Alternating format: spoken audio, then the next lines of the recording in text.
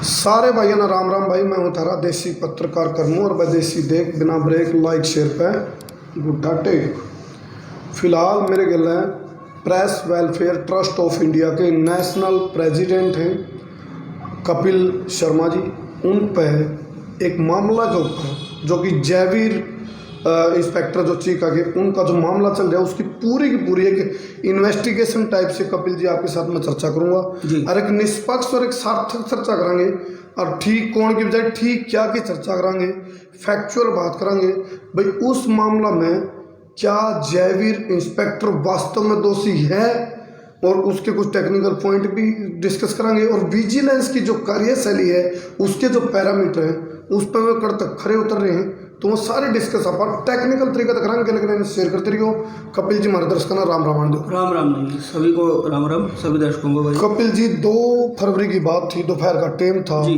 और आपके पास मेरे पास जो गुप्त सूत्र काला के माध्यम से रिपोर्ट है नहीं सब तक पहली सूचना कपिल जी आप तक गई थी अभी नूरलू मामला हो गया तो आप बताओ उसमें आप तय तक जाने की कोशिश करांगे। जी जी बिल्कुल निचोड़ काटेंगे ताकि जो एसआईटी का गठन है होया है ओलिया हुआ गठन तो एसआईटी का अभी कन्फर्म नहीं है। अच्छा जी यदि एसआईटी का गठन नहीं भी हो और जब होगा तो उसमें या जो आज वाली चर्चा है ये बिंदुओं जरूर काम आएंगे तो बताओ बारी बारी तक विजिलेंस की जो कार्यशैली या पैरामीटर हैं उनका क्या आधार बना है कपिल भाई और इसके अलावा जो इंस्पेक्टर जयवीर है क्या वास्तव में उनकी जो उनके पास कोई सबूत वगैरह मिले हैं मौका पर बताओ। देखो करमू भाई बात ये है इस मामले में सबसे पहले मेरे पास इन्फॉर्मेशन आई थी और मैं मौके पे पहुंचा और वहाँ देखा तो कमरे में इंस्पेक्टर जयवीर को बिठाया हुआ था और पीछे जो है विजिलेंस की टीम कुछ सर्च आउट कर रही थी और तकरीबन मैंने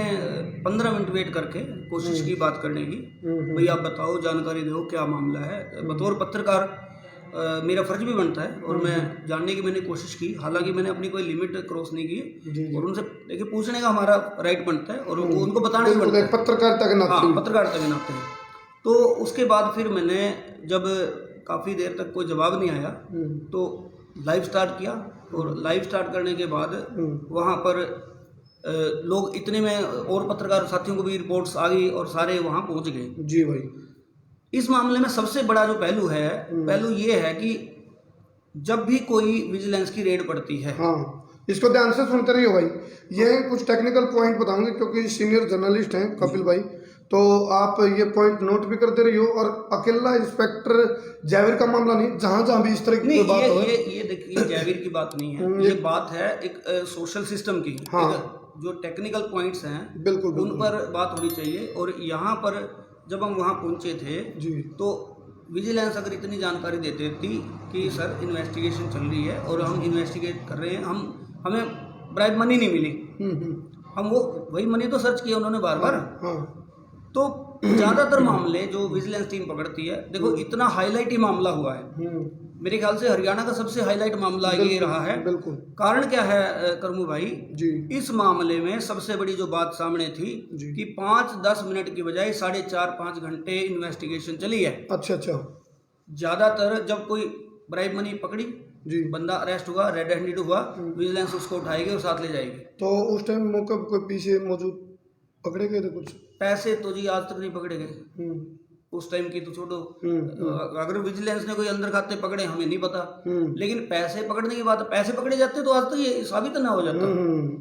पैसे नहीं पकड़े गए ये मैंने जो इसका मामले का मुख्य जो शिकायत करता है उससे भी बात की है उसका भी मैंने इंटरव्यू किया है। अच्छा जी और उस इंटरव्यू में भी कुछ बातें सामने आई है निकल के जी जो मुख्य शिकायत करता है उसका सबसे जो मेन पहलू है उसने ये कहा कि इस मामले में जब वो कमरे में पहुंचे हैं तो उसके साथ एक विजिलेंस का अधिकारी था जो उसने बतौर मामा का लड़का पेश किया था। तो गलत शेयर करते रहो भाई। विजिलेंस का अधिकारी चांदराम का कहना है लेकिन जहां तक मेरी नॉलेज में है कि जब भी कोई ऐसी रेड की जाती है तो कंसर्न डिपार्टमेंट का कोई व्यक्ति नहीं होता उसमें वो। अच्छा उसमें क्या होता है जब शैडो गवाह की बात करें तो शैडो गवाह अलग आदमी को तैयार किया जाता है अलग डिपार्टमेंट का आदमी होता है वो। जी तो चांदराम का कहना है हो सकता है वो अलग डिपार्टमेंट का ही हो हम इस पे वेरीफाई नहीं कर सकते इस जी।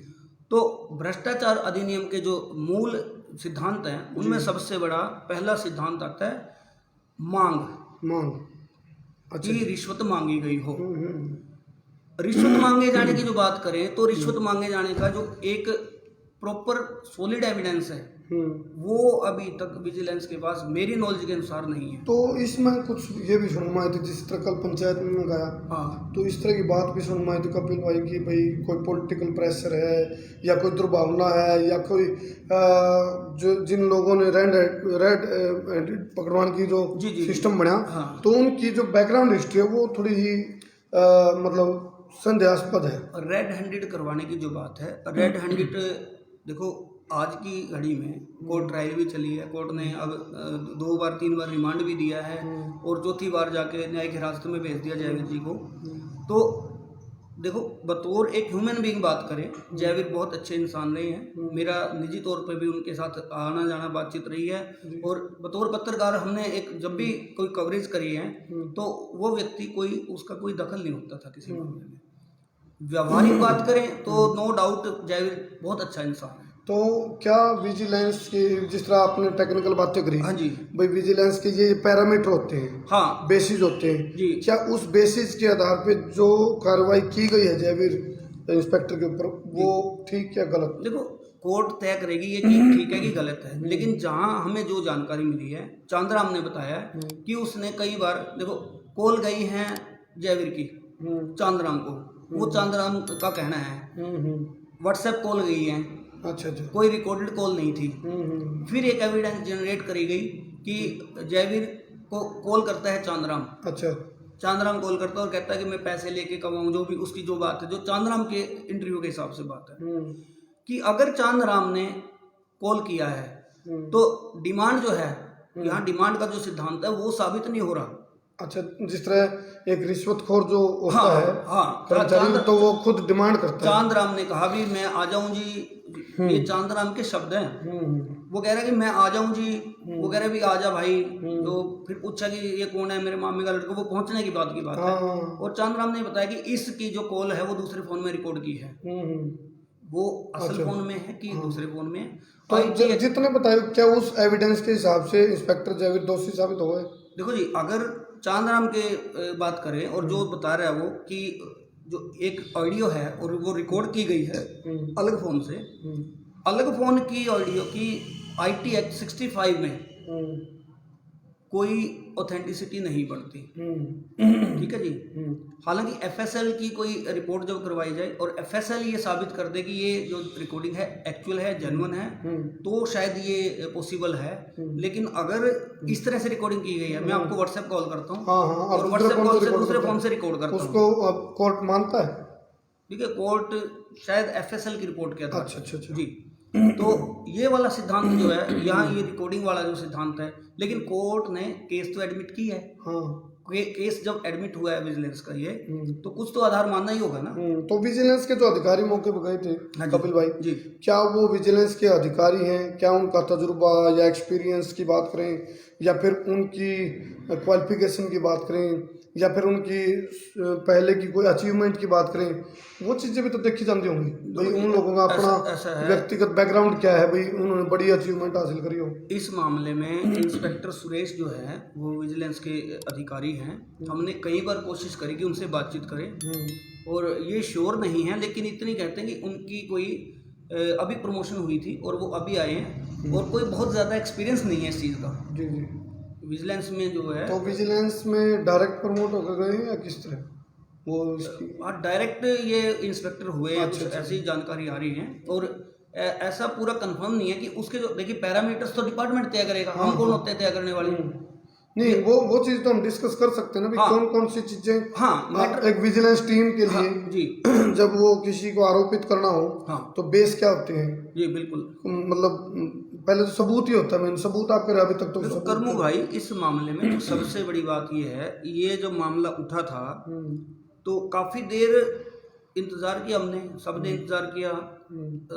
मैं करीब नेटवर्क डिस्टर्ब होने की वजह से कई बार मेरा कनेक्शन डिस्कनेक्ट हुआ और हम लाइव बीच में टूटते रहे, ब्रेक होते रहे, करते रहे, फिर भी बात यह कि पब्लिक भी गुस्साई हुई थी कि अंदर 4 कर्मचारी हैं, उन्होंने इतनी भी कही है कि इंस्पेक्टर जयवीर को अंदर बिठा रखा है और बांध के बिठा रखा है।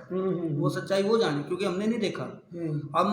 मैं जब कवरेज कर रहा था, कवरेज के दौरान बाहर पर्दे हैं और जब मैं पहुंचा तो वहाँ वो सर्च आउट कर रहे हैं, वो दिख रहा है साफ।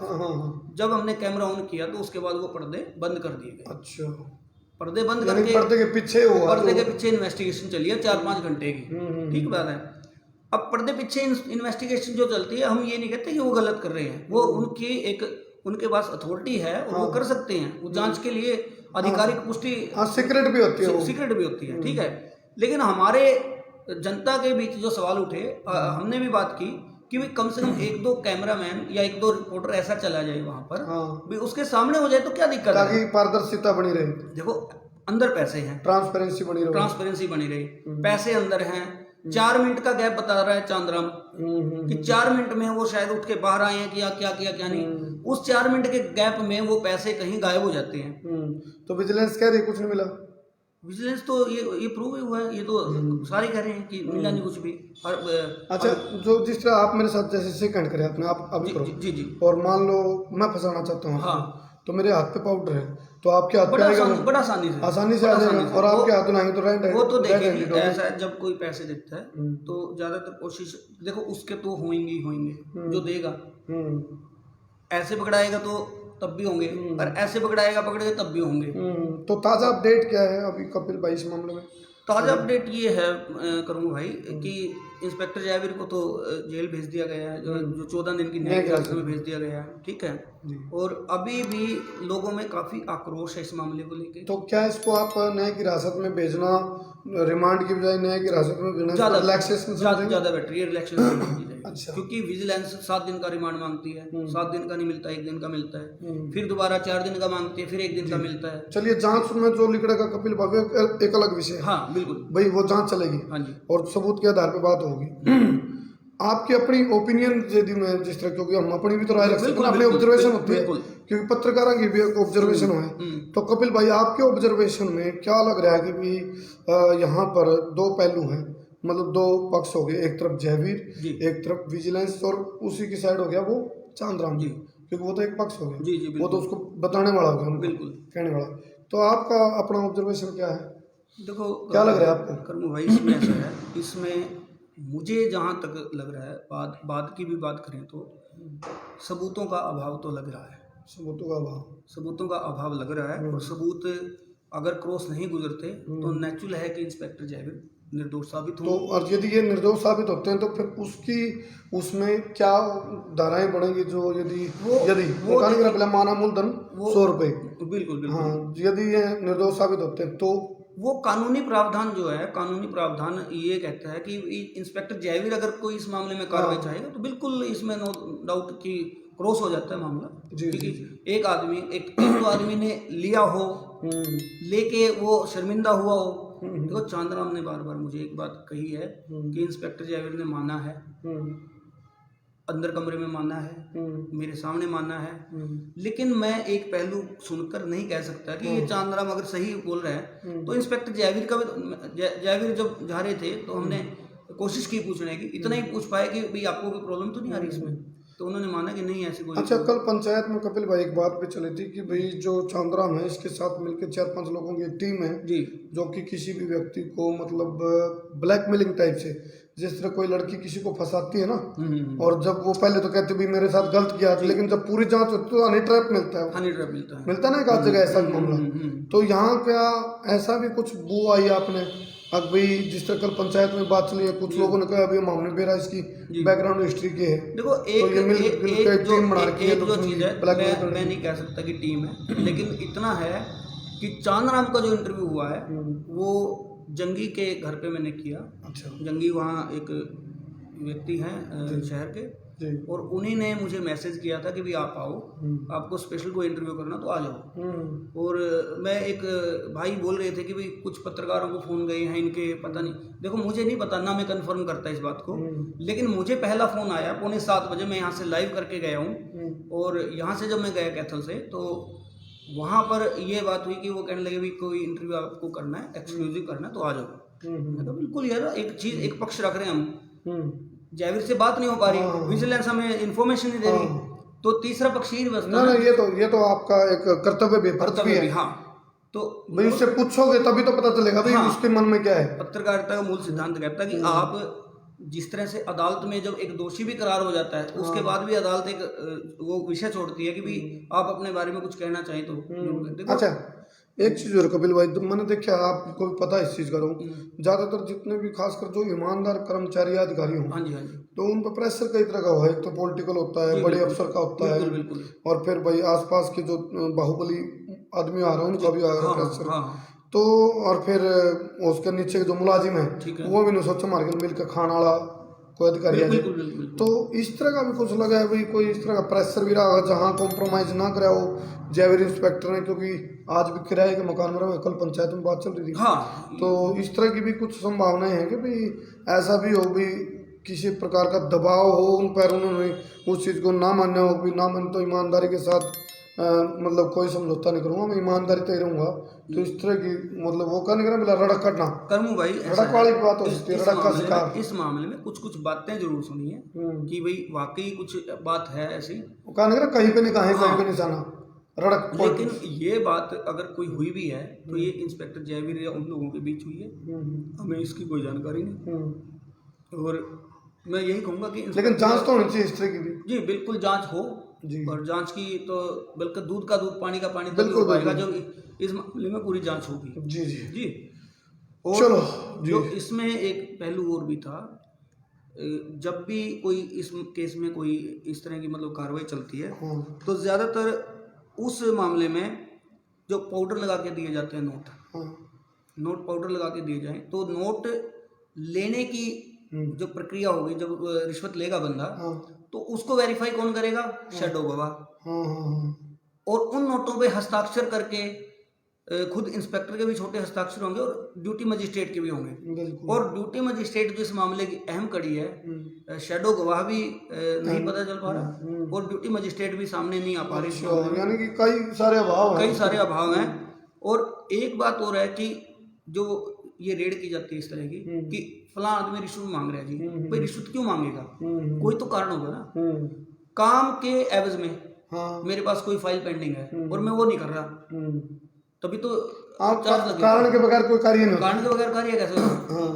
तो कारण ये है कि कारण कोई सामने नहीं आ रहा था, कारण सामने नहीं आ रहा। अब एक बात आ रही है कि पवन नाम के व्यक्ति चांदराम की शिकायत देता है, चांदराम ने कहा है, पवन ने भी कहा, पवन ने कहा भी हमने रिटर्न में नहीं दी, कुछ ऐसे बात कही। मैं पूरी उसकी मुझे जानकारी हुई थी, मेरी थोड़ी सी बात, लेकिन मैं पूरा क्लियर नहीं उस चीज़ पर।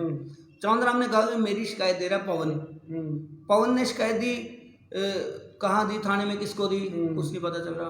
और एक एविडेंस ये भी जनरेट नहीं हो पा रही अभी तक, ये एविडेंस भी विजिलेंस को नहीं मिली कि चांदराम ने कोई एप्लीकेशन दी है और वो एप्लीकेशन सामने आई हो। यानी कि कपिल भाई मामला घुसड़म हो रहा है, उड़द रहा है, या तो जीएसटी से उड़द रही है, मान जीएसटी की डाल उड़द रहा है। दूसरी बात है कि चांदराम कह रहा है कि भी मेरे को इंस्पेक्टर कहता है भी तू 45,000 मत दे, 45,000 तेरे को देने की जरूरत नहीं, तू मेरे को 10,000 दे दे। यहाँ मेरे एक सवाल मैं उस समय नहीं कर पाया, मेरे ध्यान से निकल गया, क्योंकि चांदराम ने ये बात कही कि मैंने कहा, उसने कहा भी SHO जयवीर ने कहा भी पार्टी के लिए दे दे, और कहता मैंने 2,000 रुपये निकाल के पार्टी के लिए दे दी। अच्छा। चांदराम दूसरी तरफ कह रहा है कि मैं रिश्वत के बिल्कुल खिलाफ हूँ, और फिर दे भी रहा है वो पार्टी के लिए दे रहा है। ठीक है, तो पार्टी के लिए क्यों दे रहा है जब रिश्वत के खिलाफ है? तो रिश्वत के खिलाफ है, चाहे वो है तो रिश्वत ही। एक बात, रिश्वत लेना और देना दोनों अपराध है। भाई मैं सामान्य आदमी हूँ, मुझे अब एक सड़क पे भिखारी होता है और वो 10 रुपये मांगता है, हम बिल्कुल जनरली मैं तो ये चाहता हूँ, मैं तो ये बिल्कुल अवॉइड करता हूँ कि पैसे ना दिए जाए, क्योंकि इससे एक रैकेट है जो कहते हैं 2 रोटी देने की बजाय 2 रोटी कमाना सिखा दो। ठीक है, और ऐसे बंदे को अब 2,000 रुपये दे रहा है बंदा, 2,000 देना कोई मतलब वो तो वही है ना, रिश्वत लेना और देना दोनों पाप अपराध है। ठीक है। अब चांदराम ने ये बोल दी बात, भाई चांदराम की बात को चल हम एग्री करते हैं, उसने एक पार्टी के लिए दे दी। फिर बात आती है कि 8,000 रुपये देने पेंडिंग थे, 8 में से 5 देने की बात होती है। चांदराम एविडेंस जनरेट कर रहा है कि भाई SHO ने पैसे मांगे, इसलिए वो कह रहा है चीका आ जाऊँ मैं, आ जाओ। अब ये जो चीज़ है, ये चीज़ आई है क्योंकि ना तो हमने अभी रिकॉर्डिंग सुनी है, लेकिन एक बात इसमें है कि या तो SHO जयवीर को पता नहीं है क्या बात है पूरी, एक मूक सहमति जो है उसके आने की है। हाँ ठीक है, यानी कि धूल मलट निवार क्या, या फिर मतलब कुलडी मुकुड़ नहीं फोड़ना। हाँ, पूरी बात का बेरा ही नहीं हो, पूरी बात पता ना हो। हाँ। और जनरली देखो कई बार बात होती है, पता नहीं आदमी कहाँ बैठा होता है, क्या कर रहा होता है, कोई मीटिंग होती है तो वो भी हो सकता है पॉसिबल उस समय कोई 2-4 आदमी। एक चीज और मेरे ध्यान है कि कपिल भाई फिर बोल जुआ मैं, कई बार जब मैंने देखा है कोई एक इंस्पेक्टर या SHO पे कोई मामला आ गया, एक पक्ष हो विपक्ष हो, तो कई बार कांध बीच और खोद बीच भी आ जाए एक अधिकारी, और वो उसकी करे न्याय की कहवानू। हालांकि यह बात है भाई माँ की नहीं कहवा, न्याय की कहवा, लेकिन जब न्याय की कहवा तो एक का तो पेट में दर्द होएगा, तो जिसके पेट में दर्द होगा वो फिर फील्डिंग भी बनाऊगा, और फील्डिंग बना के उसने एरा भी फंसा भी, इस तरह भी होता आमतौर पर मैंने देखा है कई बार जब एक ऑफिसर ईमानदारी से चलने की कोशिश करे तो बात हो सकता है। बिल्कुल ठीक बात है। इसमें एक बात हो रहा है गर्मू भाई कि 2012 की बात चांदाराम ने बताई कि कहता उसने और 2 लोगों को भी पकड़वाया था, 1 को या 2 को, मुझे ध्यान नहीं है मामला पूरा। चांदाराम को इसलिए हैप्चुल कहा जा रहा है। और अभी पीछे एक मामला चला था थोड़े दिन पहले, लगभग साल 1 हुआ इस बात को, DFSC के एक इंस्पेक्टर के अगेंस्ट बारदाना घोटाले को लेकर काफ़ी लंबी वो चली थी, और उसमें इंस्पेक्टर सस्पेंड भी हुआ था। बात आती है कि डाला तो नहीं पड़ गया, उन्होंने कहा फूल मुंह लग गया, ईमानदारी से बेईमाना कदे क्यों काम होगा। हम इस बात को कैसे वेरीफाई कर सकते ना मां कई बार होते नहीं जगह देखो, मतलब आप लोग एक देखो समाज सुधारने के लिए हम भी काम करते हैं, पत्रकारिता हम भी कर रहे हैं, आप भी कर रहे हो, समाज अपने भी समाज को नैतिक कर्तव्य है। और अगर मैं बात करूं तो सोशल वर्क में सबसे महत्वपूर्ण वर्क रिपोर्टर्स का होता है।